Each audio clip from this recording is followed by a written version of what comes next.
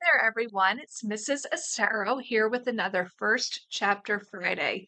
I'm so excited for the month of December with all of the excitement that comes with winter coming and winter holidays, and one of those holidays being Hanukkah. I have a special book for you today, and it's called The Golden Dreidel by Ellen Kushner. Before we get into it, I want to make sure that you have your First Chapter Friday sheet. It is available in the video description and it's free, so you can download it and print it and maybe keep it in your reader's notebook, and it will help you keep track of books you hear about. So when you're ready for a new read, you can kind of refer to it and grab your next read that way. So let's hear a little bit about the Golden Dreidel before we begin. It's that time of year again, Sarah's family's big Hanukkah party. All the while, she longs for Christmas lights and carolers in department store windows. What she gets is a shiny gold dreidel from Tante Miriam and a warning to be careful, for it is no ordinary dreidel. Sara soon discovers that the dreidel is an entranced princess in disguise. Swept into a magical world, Sara must solve riddles and defeat demons in order to save the princess in this enchanting fantasy novel. Okay, so let's take a listen to chapter 1. I think you're really going to love this one. Okay, I'll just show you the picture that goes along with it. Chapter 1. It was the holiday season, but Sara was not happy. Riding home from school on the bus was pure torture. Sara stared out the window at all the colored lights decorating the houses on street after street. Sometimes people left their curtains open, and Sara could see right into their living rooms where big trees glittered and shone. Her friend Felicity poked at her. "Here comes my stop. Are you coming to Trina's tomorrow? We're making Christmas cookies." "Can't," Sara said glumly. "Family stuff." "Okay, I'll save you some. See you Monday." Felicity got off the bus in a flurry of red scarf and green coat. Sara could see Felicity's house beyond her, all decked out in giant candy canes with reindeer landing on the roof next to a huge star blinking on and off. When she got to her own house, it just looked dark and ordinary. She banged the front door loud enough for her mother to hear from the kitchen.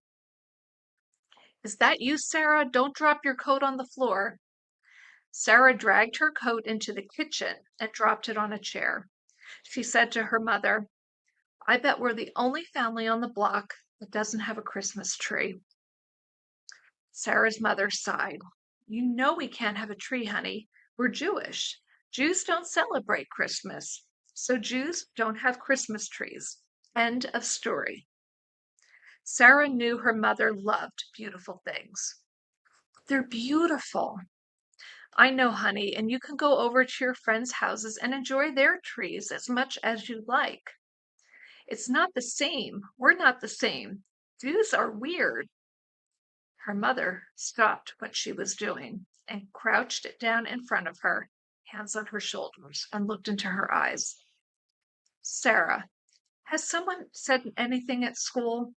Anything bad about being Jewish?" "Mom, quit it. It's not like that. I just want a tree, that's all. Why can't we just have the same stuff as everyone else for once?" "Sweetheart, we may not have an evergreen in our living room, but we have plenty of lights this time of year, now that Hanukkah started." Sara kicked the floor sulkily. "Just 8 dumb candles. So what? Hanukkah's not even a very important Jewish holiday. You said so yourself." "Maybe not, but it's what we celebrate in December. So learn to love it." "Seth!" Sarah's big brother Seth came barreling down the stairs, sounding like a herd of elephants, as their dad used to say. He wasn't much older than she was, but he was a whole lot bigger, especially his feet. "What, Mom? I was just getting to the 9th level." Seth liked computer games. He didn't care much about trees or lights if they weren't on a screen. Did you do your homework? Wash your face, get changed, and go get your overnight bag. We're leaving for Aunt Leah's in 20 minutes. Their mother opened the fridge and started taking out covered dishes. It's the Hanukkah party. What do we do with all the presents I wrapped? Sarah, go get your sleepover bag. I'm not going, said Sarah. Yay, Seth shouted. Their mother ignored this. Oh, yes, you are. Come on, Sarah. You know you always love Aunt Leah's Hanukkah party. We'll eat latkes and light candles and sing songs and play dreidels. Dreidels are boring, said Sarah. That's just 'cause you don't know how to play, said Seth. It's so. Get your stuff and get in the car, kids, sighed their mother. We'll be late. She said that every year, and she was right. Okay, so this is chapter 2. Chapter 1 was very short. Chapter 2 is very long. So I'm going to read just a little bit of it so you can kind of get a sense of as to what's going on. At Aunt Leah's party, the Hanukkah candles had already been lit. The menorah were sparkling in the windows, and the rooms were full of aunts and uncles and cousins of all ages doing what they always did. The teenage cousins were off in a corner talking about teenage stuff, so everyone ignored them. The baby cousins were falling down and sticking their hands in the food, but everyone thought they were adorable anyway. Seth and Sarah found their cousins Jason and Amy and Max, and they did what they did every year, which was to try and find all the gold-covered chocolate coins that had been scattered around as decorations and hide them to eat when no one was looking. Everyone really wanted to watch Aunt Leah's giant new plasma screen TV, but no TV at a family party, said the grown-ups. It was cold outside, but inside there was none of the crisp, snowy green feeling that Sara loved at this time of year. Everything at the Hanukkah party was warm and golden. The glowing candles, the deep-fried latkes, the applesauce, and the bright foil on the chocolate coins. It was pretty in its own way, and the food was fantastic as always. But it wasn't the same as at her friends' houses, with their evergreen wreaths and plaid ribbons, or at the mall with its candy cane decorations, or the city department store windows with their scenes of ye old village carolers and mistletoe. Wake up, Sarah, said Seth. How much chocolate have you got? Sara counted her coins, 6 big ones and 5 little ones. Okay, let's say the big ones were worth 3 little ones. Why? She asked suspiciously. I'm not giving you any. Of course you're not giving me any, he said loudly, as if he were talking to an idiot. You're going to play me for them. Jason and Amy laughed. Told you she was sleeping, he said to them and to Sara. Told you didn't know how to play dreidels. I do so. Okay, how? You spin them around and you win stuff. Yeah, right, said Cousin Jason. He was Sarah's age, but he was always trying to act big like Seth. Did they teach you anything in Hebrew school?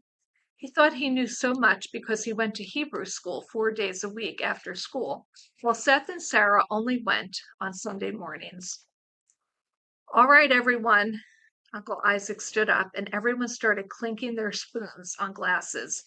They did this every year. It meant he was going to make a speech about how wonderful it was that they could all be together, and he did. The children waited patiently until he was done. Then, before anyone could nab them and ask them how they liked school this year, they fled off together to a corner of the den. Amy produced a handful of little plastic dreidels and dumped them on the floor. Sara wasn't sure she really wanted to do this, but it was either join Seth and her cousins or go off by herself and risk having grown-ups tell her how much they'd hated having their cheeks pinched when they were little and then try to pinch her cheek, not to mention asking, so how's school? So she sat. 4 sides. Seth picked up the biggest dreidel and showed it to all of them. 4 chances. Okay, now everyone put a chocolate coin into the middle. Little or big? Max needed to know. He was just a kid, not much more than a baby, but they had to let him play with them or they get in trouble. Big. Okay, everyone in? I'll go. No, Amy, you go first, Seth said diplomatically. Alphabetical order. Cousin Amy was a good dreidel spinner. She gave it a twist in the air, then dropped it onto the floor. Around and around the little dreidel went. They had to scramble out of the way when it spun toward their knees because nobody wanted to stop it or it wouldn't count. Finally, it fell over on its side. One Hebrew letter lay face up. Gimel, Amy read the letter. That's a Gimel. What do I get? Gimel's good, Seth said. I think it means you get the whole thing. Great. Amy scooped up all the coins. Let's keep going. Everyone put a little one in. I don't want to give her my chocolate, Max whined. Don't be such a baby, Max. Mom. Shush. Sara put her hand over Max's mouth. The last thing she wanted was Max and Amy's mother, Aunt Rachel, coming down on them and giving them yet another lecture on being nice to him because he was little. Look, Max, you don't have to play with chocolate. You can play with nuts. There were always big bowls of nuts still in their shells at the Chanukah party, waiting for someone to get bored enough or hungry enough to crack them. Sara put a handful in front of him. He saw Jason opening his mouth to say it wasn't fair. Then he realized it wasn't worth it. Anyhow, it was his turn next. He spun and the dreidel tottered and fell over immediately. Not fair. I get to do-over. Wait, what did you get? They looked at the letter, lying face up. None. That's like none. You don't get anything. I want a do-over. That didn't count. You can't, said Amy. It's Max's turn. Just put a little one in, she muttered, then changed to her big sister voice. Come on, Maxie, spin the dreidel. Max twisted the dreidel and it fell on its side. Does that count? It counts, Seth said quickly. What'd you get, Max? Oh, hay. That's a good one. Daddy says hay is for horses, Max said primly. This is a different hay. This is a Hebrew letter. It's like half. You get half of what's there. Max scooped up all his nuts plus one coin. No one corrected him. What about the rest? It stays in the pot, said Seth, like a poker player. It made the game seem more grown up and interesting. My turn. And I say, put in 5. Wait a second, said Amy. Since when did E come before A? I thought we were taking turns alphabetically. It's Sarah's turn, not Seth's. I don't care, Sara muttered. Seth was always going on about how being older meant he got to do everything first. Fine, she thought, just finish the stupid game. And of course, because she wasn't arguing, Seth opened his mouth to be nice about it, but before he could say anything, Sara snatched up one of her 2 big coins and 2 of her little ones and threw them in the center. Just go, she said, okay? The other cousins put in their 5 too, except Max, who put in 3 nuts and got away with it. The littlest and the biggest, Sara thought, they always get away with everything. Seth held the dreidel upside down in one hand, spun it, and flipped it at the last minute. Show off, Sara muttered. It gave a quick bounce on the floor, like a stone skipping on a pond, and spun for a while before landing with the letter Shin facing up. Oh, shoot, Seth grumbled. Give it up, Jason crowed. Come on, Seth, put one. You gotta when you get Shin. That's the rule. Seth tossed one of his coins into the middle. There were 25 chocolates in the pot, 13 big and 12 small ones, and it was Sarah's turn. It might have been all right if Seth had kept his mouth shut, but Seth hated losing when he played games. Losing made him mean. Sarah's going to spin now, he said. She's the baddest dreidel spinner on the block. She's the spin queen of dreidel land. They call her Sara the Terra. Come on, Sara, spin that thing. That did it. Sara put the dreidel down. I'm not playing. Why not? Asked Amy. This is a dumb game. It's a baby game. No, it's not, said Jason. It's Jewish. Amy said, you're just saying that because you've only got 5 coins left. No, I'm not. I'm saying it because it's dumb. It's not dumb, Amy answered doggedly. Amy was a big fan of reason and logic. You're just scared to lose. No, I'm not. Who cares anyway? I said. I'm not playing. Sara started scooping up what was left of her coins. And I'm going to stop right there. I hope that you'll take the opportunity to check out the Golden Dreidel. It gets very kind of enchanted, and it is actually a fantasy novel, and I think you're really going to love it. I actually requested this book from my local library, and they didn't have it. They called over to a neighboring library, and they were able to get it for me. So if you ever can't get a book in your library, you should inquire and see if they can do the same for you. So I hope that you enjoyed that, and I hope that you're enjoying your December. Be sure to check back because I'm going to be putting up a couple of Christmas and a couple of Hanukkah books for the season. Until then, happy reading, and I'll see you next Friday.